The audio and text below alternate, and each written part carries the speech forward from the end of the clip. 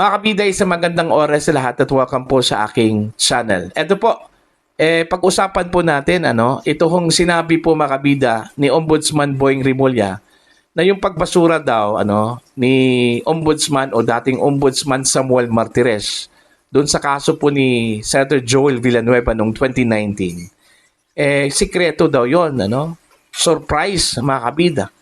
Hindi man lang daw nalaman po ng media, Itinanggi po ito ni dating Ombudsman Martires. Ang sabi po niya, nakarecord po yan sa CCMS po, ng Office of the Ombudsman. Paano ho naging sikreto yan, Eto, ipapakita ko po sa inyo yung video kung saan po ay nabanggit na po ito, noong 2024 mga kabida, ni Senator Joel Villanueva. At in fact, ipinakita po niya dito, ito hong mga dokumento mula sa Office of the Ombudsman, kung saan po ay dinismiss ito hong kanyang kaso po na nauna hong dinesisyonan po ni Conchita Carpio Morales, mga kabida, na guilty ito hong si Joel Villanueva sa PDAF issue, mga kabida, kaya meron pong dismissal order, ito hong si Morales noong 2016. Okay? Pero sa ipinakita po mga kabida ni Senator Joel Villanueva, malinaw po na na-dismiss po itong kaso po mga kabida ni Joel noong 2019 pa. Alright? Okay? And then meron po siyang ipinakita na certification mula sa Sandigan Bayan at maging sa Ombudsman na cleared na po siya. Wala po siyang anumang administrative case dyan po sa Ombudsman.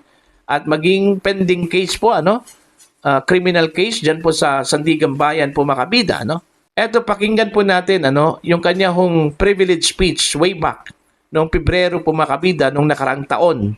Kung saan po, ang issue po dito is patungkol po mga kabida kay Zaldico, mga kabida. Eto, narito po, pakinggan po natin at panoorin po natin.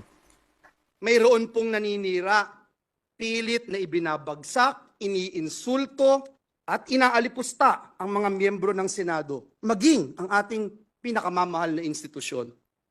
Let me set the record straight, Mr. President. At para po mas madali, true or false na lang po tayo sa mga paratang ng pinuno ng pinakamakapangyarihang komite sa Kamara de Representantes, ang may hawak ng budget, ang House Committee on Appropriations, na walang iba kung hindi itong party list representative na Zaldico. Unang paratang po sa atin, Ginoong Pangulo, may kaso daw po tayo sa Ombudsman. True or false? Ang sagot, false. Ang pinag-usapan ng gawa-gawang reklamo noon, isang sulat po na mula sa ating opisina. Ito pong gawa-gawang reklamo noon ay katawa-tawa sapagkat ang ginamit po, kung po pwede po nating ipakita, na font ay Comic Sans. Yan po ang ginamit na font. Pang-comedy po. Ang letterhead po na ginamit ay Buhay Party List. Mr. President, the last time I checked, ang tatay ko po, hindi po si Brother Mike Velarde. Ngunit mahal ko po siya.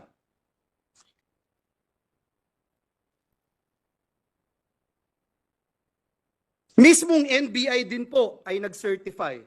Forge, peke, ang pirma ni Joel Villanueva.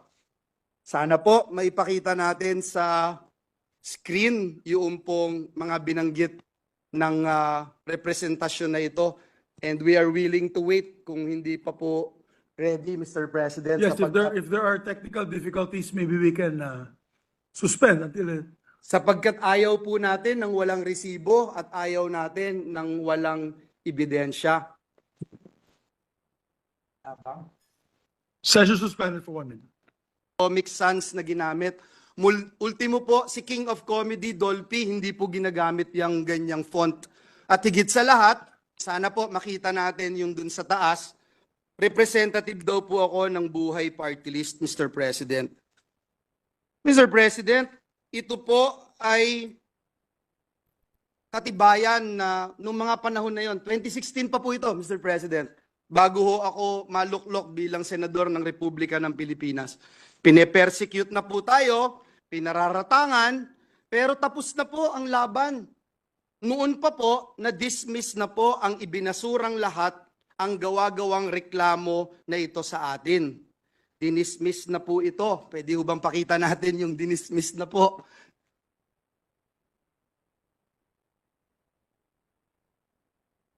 Mr. President, 2019 pa po, dinismiss na po ang kasong ito na ipinaparatang sa atin.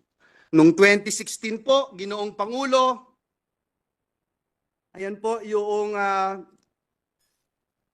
pag-dismiss, Mr. President, ng reklamo. Hindi nga po nakarating sa korte, Ginoong Pangulo, na-dismiss na po sa probable cause pa lamang. Mr. President, noong 2016, ginamit po ito, ngunit hindi nagtagumpay. Nakakuha po tayo ng 18,459,222 votes. Noong pong 2022 elections, 18 million na naman ang nakuha po natin at talagang hindi rin po pinaniwalaan ng taong bayan. Ang mga paratang na ito na ngayon po ay inuulit ng makapangyarihang chairperson ng Committee on Appropriations. Mr. President, is the Pope Catholic? Nag-research po ba at nag-aral ang nag-aakusang ito sa atin? Ayun. So, malinaw po. Hindi po sikreto yon. Okay? Pebrero 2024 pa po, mga kabida, ipinakita na po ni Senator Joel Villanueva na talagang na-dismiss na po yung kanyang kaso dyan sa Office of the Ombudsman, mga kabida. Yung kanyang administrative case at even yung kanyang criminal case po, dyan po sa Sandigan Bayan po, mga kabida. Paano ho masabi po ni Ombudsman Boying Rimulya, mga kabida, na sekreto yung pagbasura po, mga kabida, ng kaso po ni Senator Joel sa Office of the Ombudsman? Sinabi na po ni dating Ombudsman Samuel Martires, mga kabida, na naka-record po yan sa CCMS, okay, ng Office of the Ombudsman, yung kanyang pagbasura po sa kaso po ni Senator Joel, mga kabida. Hindi pwedeng sekreto yon. Naka-record po yon sa system po nila. Okay? Kung hindi po nakuha po ng media, kasalanan na po yan ng media po. Okay? Diba? Basta ang point ko dito, hindi po naging sikreto yun. Pag sinabi pong sikreto, wala ho sa record. Okay? Ang problema po, hindi po nag-research ito kung si Ombudsman Boying Rimulya po, mga kabida. Kaya siguro sinabi po niya na sikreto kasi hindi po niya nalaman. Kasi wala ho siyang research na ginawa. Kasi kung ni-research lang talaga niya ito bago siya pumutak po, mga kabida, baka naman po mag-iba yung kanyang desisyon. Okay? Sa halip na ibunyag po niya sa media, baka hindi na po niya sasabihin po ito, dahil walang dahilan Kasi yung kanyang pursuit ho dito, mga kabida, talagang gusto po niyang i-dismiss ito si Joel Villanueva, dahil sa desisyon po ni dating Ombudsman Conchita Carpio Morales noong 2016, na sabi po niya, ang tagal daw bago po in-implement. Okay? Mga kabida. So, it's high time ngayon na i-implement na po ito sa pamamagitan po ng magiging desisyon po ng Senate President. Kasi ang pwedeng lang pong magtanggal po, mga kabida, sa isang senador o miyembro po ng Kongreso ay yung chamber lang po nila. Like for example, sa case po ni Senator Joel Villanueva. Okay? Ang Senado.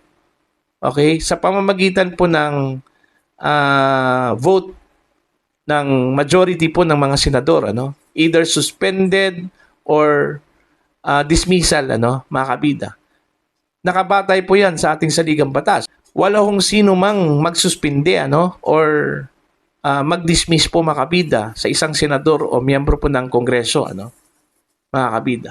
Hindi po pwede ang ombudsman, wala hong saklaw dyan. Okay, in terms of jurisdiction, ang Office of the Ombudsman, ang kanila lang po dito is to investigate or to recommend any findings of their investigation doon po sa Senado or sa House of Representatives. Pero pagdating ho ng imposition of penalty, wala ho silang kapangyarihan dyan. mga kabida. Okay? Now, ngayon, ang nangyari, tuloy, nasunog, na kuryente, ito hong si Ombudsman Boying Rimulya, mga kabida. So, pinagtatawanan lang po siya ngayon, ni Senator Joel Villanueva. Sa paniniwala ho ni Senator Joel Villanueva, mga kabida, na isa po itong uri ng harassment, panggigipit ng ombudsman laban po sa kanya.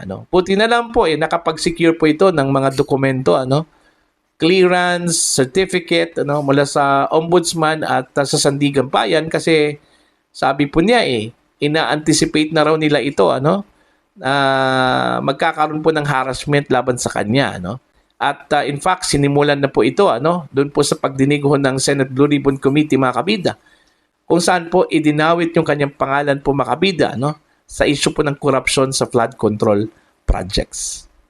Ayun.